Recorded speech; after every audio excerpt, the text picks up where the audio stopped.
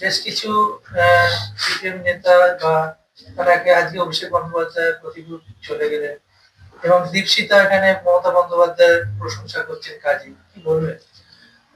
CPM এর আত্মসমালোচনা করা প্রয়োজন। সারা বছর মমতা ব্যানার্জিকে গালিগালাজ করে ভোটের দিন গিয়ে তলায় ফুটকি লাগালে যেটা হওয়ার সেটাই হয়েছে। আসলে সেলিম সাহেবের মতো কমিউনাল এবং পার্সোনাল এজেন্ডা নিয়ে চলা রাজনীতিবিদ, ওনার কাছে লক্ষ্য হচ্ছে যেন তেন প্রকারে মমতা ব্যানার্জিকে হারানো।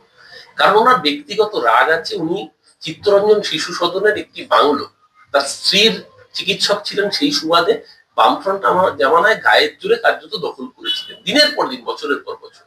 মমতা ব্যানার্জি সরকার 2012 সালে সিদ্ধান্ত নেয় যে ওখানে শিশুদের জন্য special NICU, sick neonatal care unit, শিশুদের জন্য স্পেশাল কেয়ার ইউনিট তৈরি করবেন। সেই বাংলোতে অবৈধভাবে দখল করে থাকা সেলিম সাহেবকে সরিয়ে দেওয়া হয়। সেই ব্যক্তিগত খার মেটাতে গিয়ে উনি জানেন যে সিপিএম এর দ্বারা হবে না। সিপিএম 22% ভোট ইতিমধ্যে বিজেপিকে ট্রান্সফার করেছে। বিজেপি 17 থেকে 39 হয়েছে, সিপিএম 29 থেকে 7% হয়েছে। তারপরে নির্বাচনে সিপিএম 6% নেমেছে। এখন সিপিএম এর যে 6% রয়েছে ওটাও যাতে বিজেপির দিকে ট্রান্সফার হয়, তার জন্য উনি এই ধরনের কাজ। নইলে কমিউনিস্ট পার্টির রাজ্য সম্পাদক সে মোহাম্মদ সেলিম গিয়ে বিজেপি নেতারা যে 5 তারা হোটেলে উঠেন, সেই হোটেলে উঠে আজকে 21শে ফেব্রুয়ারি, আর 7 দিন আগে 14ই ফেব্রুয়ারি ভ্যালেন্টাইন ডে ছিল।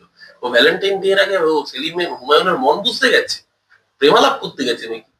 হ্যাঁ, বলছে মন বুঝতে গিয়েছিল। মানে ভাই, তুমি কমিউনিস্ট পার্টির রাজ্য সম্পাদক, তুমি একটা কমিউনাল এলিমেন্ট, নিজেরা যাকে কমিউনাল বলেছো কদিন আগে 70-30-এর তত্ত্বের প্রবক্তা, এটা তো আমরা বলিনি। তোমরাই বলেছো হুমায়ুনের হাত কালো, কালো হাত ভেঙে দাও। কালো হাতে কি হঠাৎ করে ফেয়ার অ্যান্ড লাভলি মেখে ফর্সা হয়ে গেছে যে মন বুঝতে যেতে হয়েছে?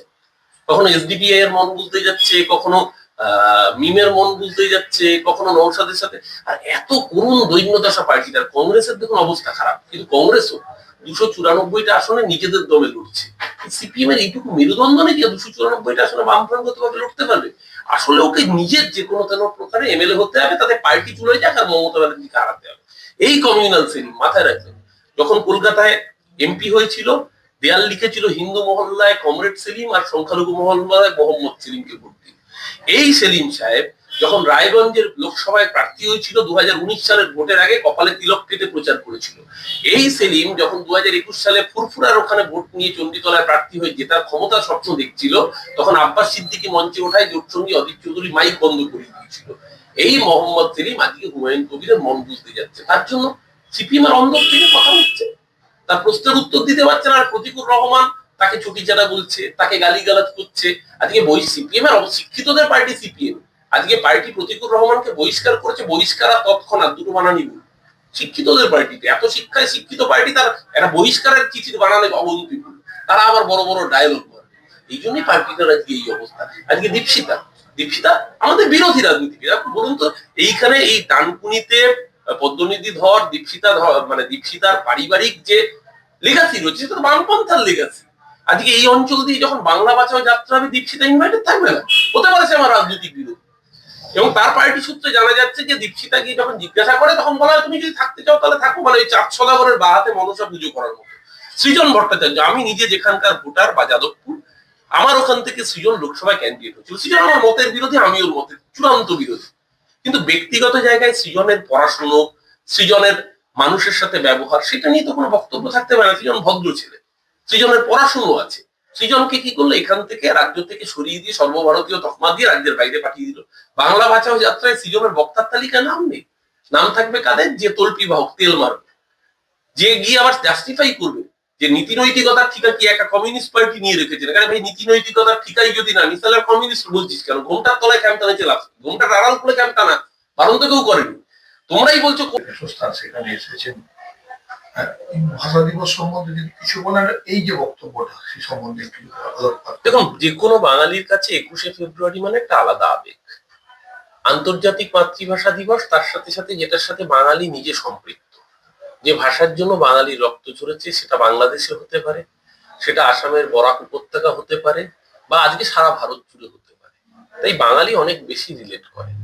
তার সাথে সাথে যখন এই বালি বেলুড়ের কাছে আমরা আসি, তখন এটা স্বাভাবিক। এই পুণ্যভূমি ঠাকুর শ্রীরামকৃষ্ণের পাদস্পর্শে, এই পুণ্যভূমি স্বামী বিবেকানন্দের চরণ স্পর্শে, এই পুণ্যভূমি শ্রী মায়ের পদস্পর্শে পুণ্য।